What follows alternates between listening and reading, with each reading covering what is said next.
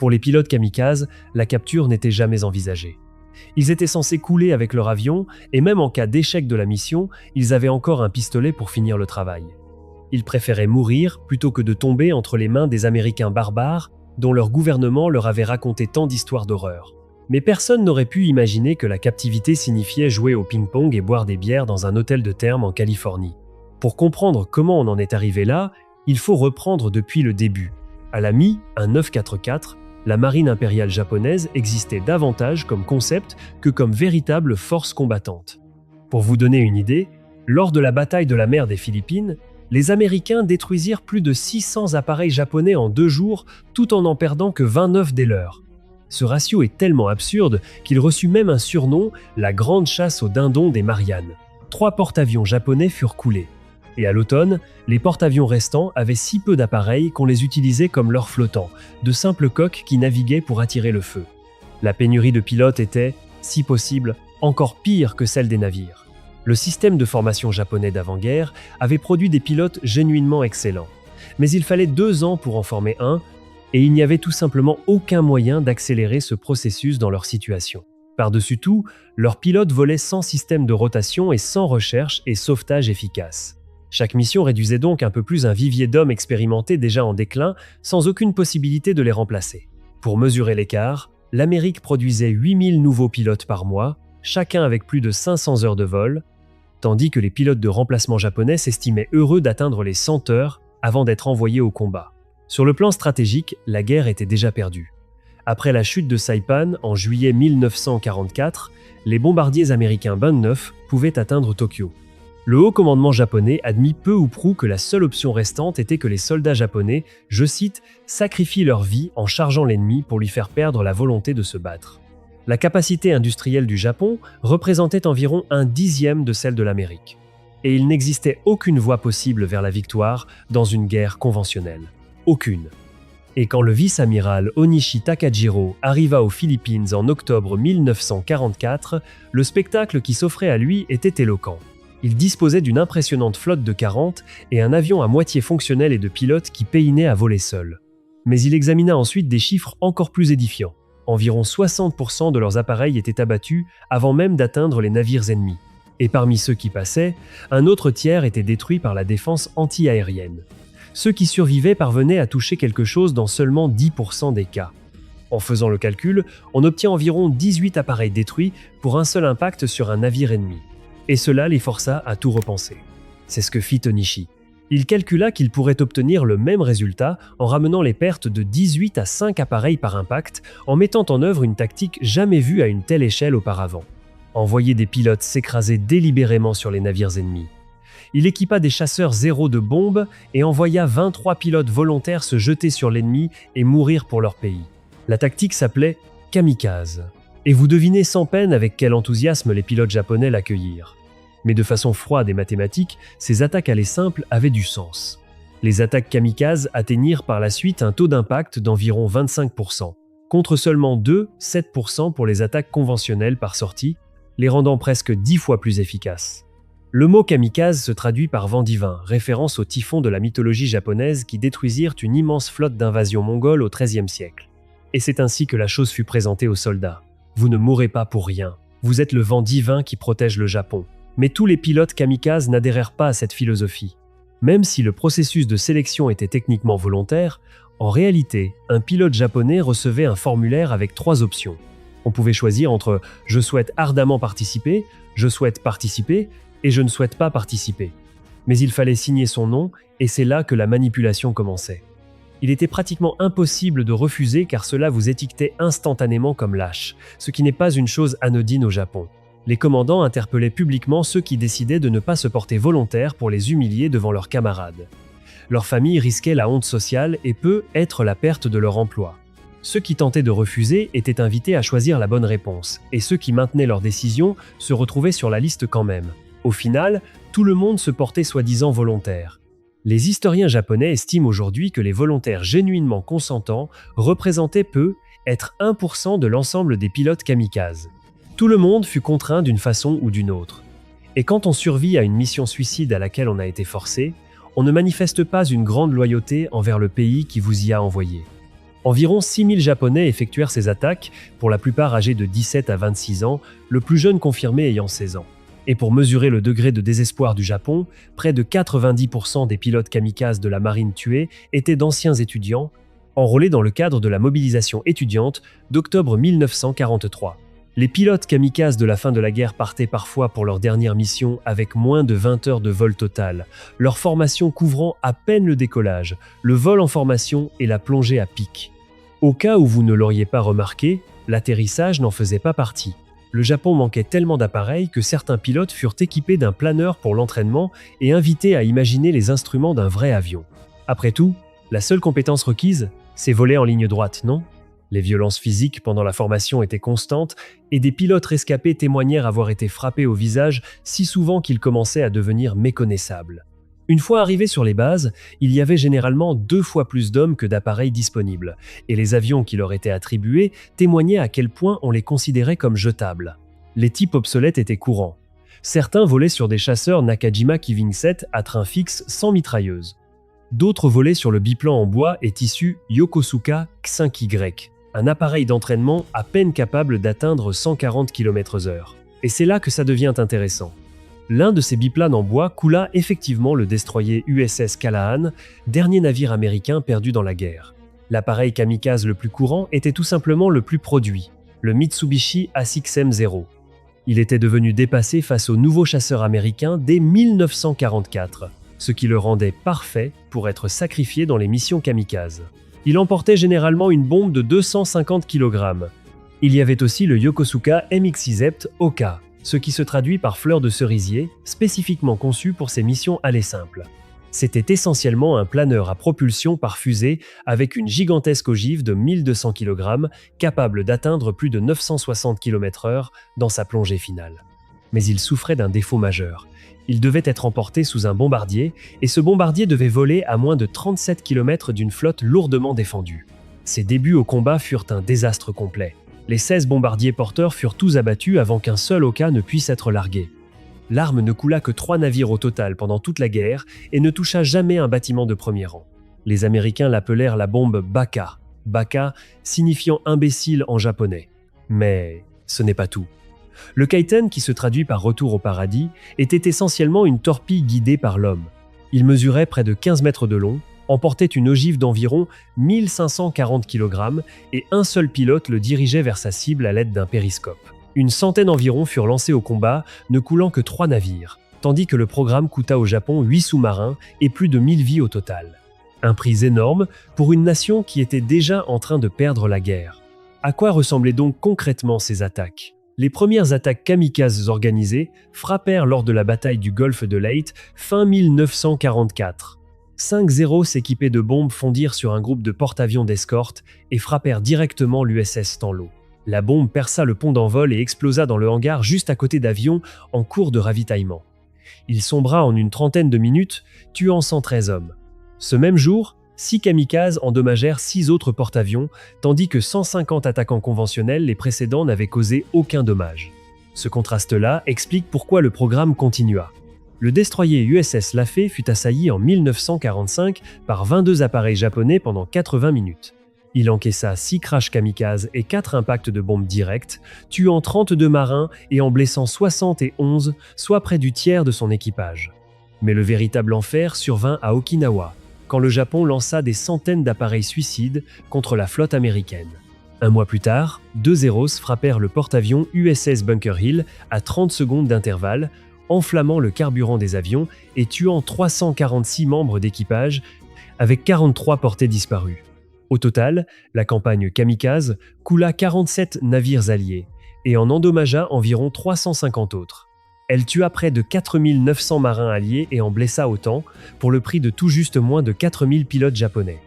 Et pourtant, aucun porte-avions, aucun cuirassé, aucun croiseur ne fut jamais coulé. Ils ne parvinrent à couler que des bâtiments plus petits.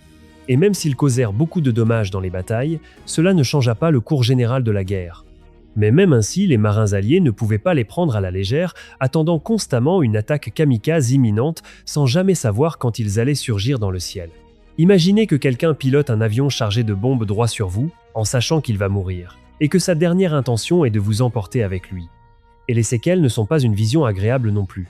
Les survivants décrivaient des flammes jaillissant à plus de 300 mètres de hauteur, des camarades avec des débris d'aéronefs plantés dans le corps et des requins attaquant les hommes dans l'eau après le naufrage des navires. Des études conduites des décennies plus tard révélèrent que les survivants manifestaient un stress post-traumatique significatif lié à une seule expérience de combat, et ce pour le reste de leur vie. Alors pourquoi les pilotes responsables de tout cela furent-ils gratifiés d'un traitement 5 étoiles ? Pour le comprendre pleinement, il faut d'abord expliquer à quoi ressemblait la préparation du côté japonais. Les pilotes accomplissaient des rituels avant le décollage. Ils recevaient les meilleurs repas disponibles, partageaient des coupes de saké cérémoniales, portaient des bandeaux et des ceintures spécifiques confectionnées à la main par leur mère, et composaient des poèmes de mort. Ils écrivaient aussi des lettres officiellement censurées, mais dont beaucoup étaient secrètement confiées à des amis pour une remise privée. Ce dont ils parlaient leur dernière nuit variait beaucoup, et beaucoup admettaient à quel point ils avaient peur. Des pilotes éclataient soudainement en sanglots et appelaient leur mère au milieu des cérémonies. Et toute la propagande selon laquelle les combattants kamikazes étaient emplis de bravoure et de joie fut par la suite confirmée comme n'ayant été rien d'autre que ça, de la propagande. Et honnêtement, peut-on leur en vouloir ? Chaque soldat risque sa vie à la guerre, mais eux attendaient simplement leur tour dans la file, comme des bêtes à l'abattoir. Certains étaient même incapables de se lever et devaient être portés puis poussés dans leurs appareils. Les agents d'entretien qui rangeaient leur chambre par la suite rapportèrent que les draps étaient trempés de larmes. Les lettres qu'ils laissèrent derrière eux constituent l'une des archives les plus extraordinaires de témoignages de guerre qui existent.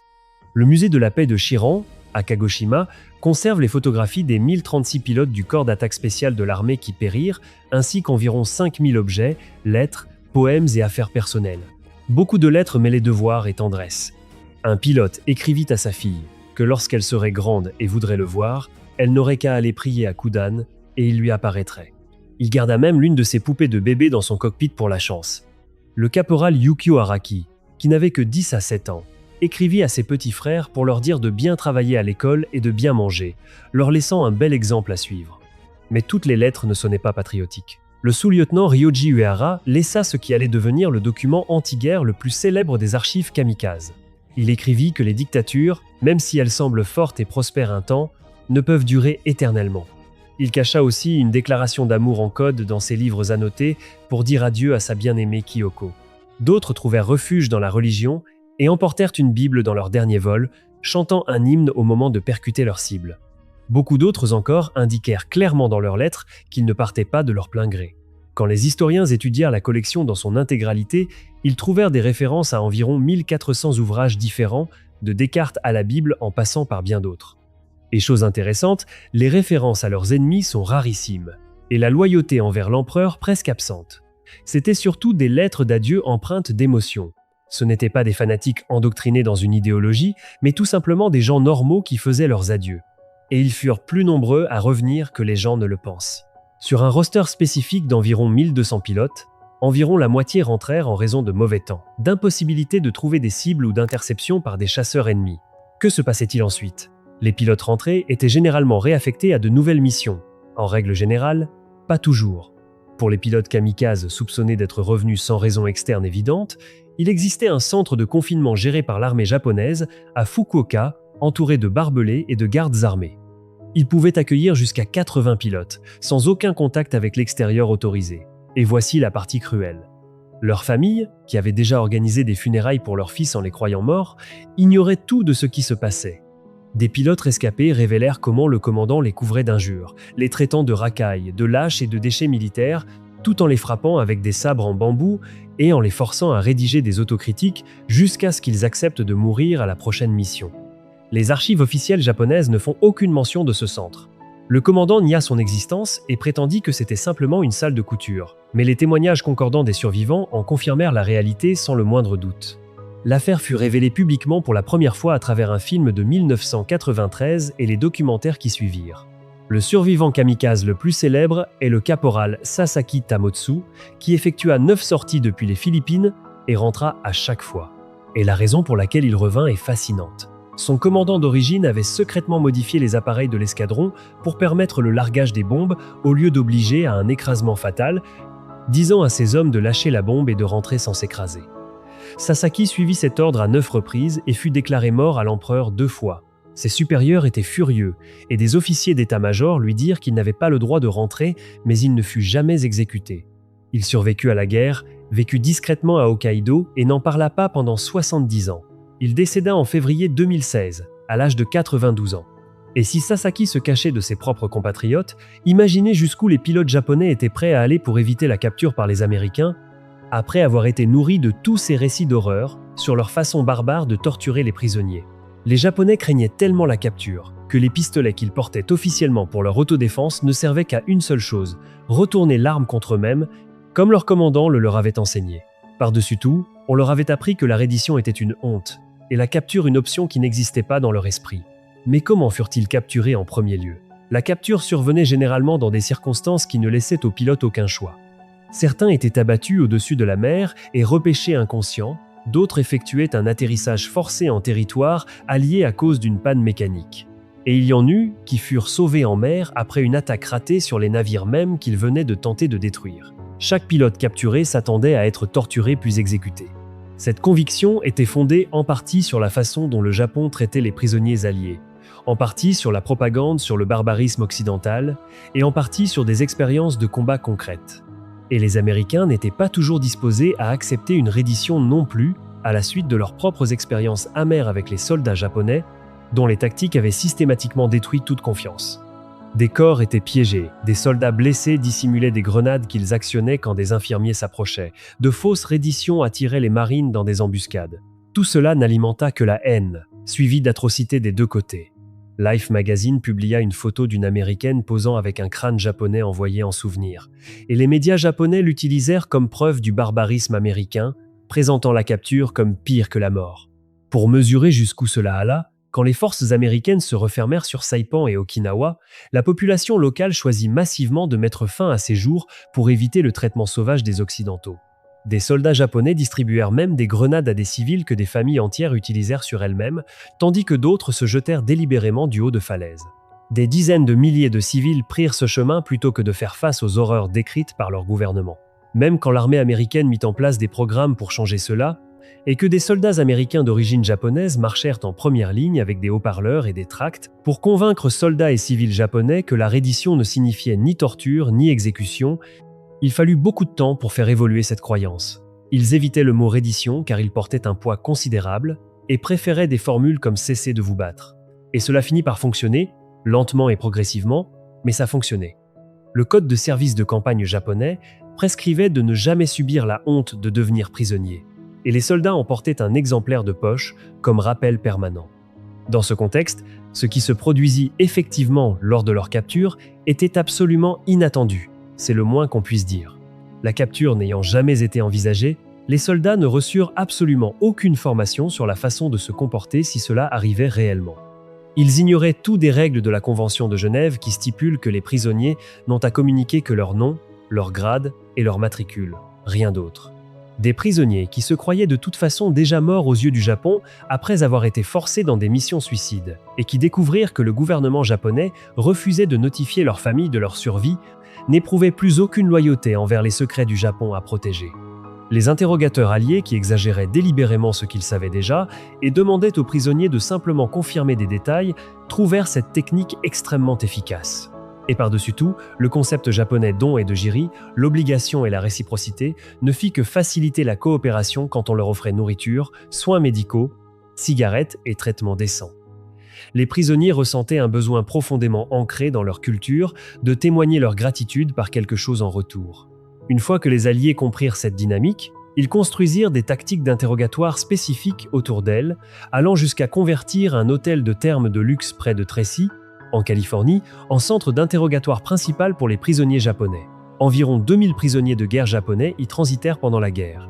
La philosophie au camp Tracy était simple, les tuer par la gentillesse. Des cuisiniers japonais leur préparaient des plats faits maison. Les prisonniers avaient accès aux thermes et aux installations de spa, avec bière, cigarettes et tennis de table à disposition. Les interrogatoires étaient décontractés, menés comme des conversations, conduits par des interrogateurs américains d'origine japonaise, parfaitement maîtres de la langue et de la culture. Mais la gentillesse était entièrement stratégique.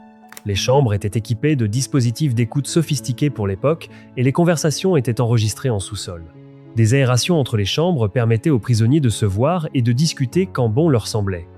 Aucune pression n'était exercée, et les Japonais étaient mis en confiance progressivement. Parfois, un Américain se faisant passer pour un prisonnier était placé avec de vrais captifs pour engager la conversation.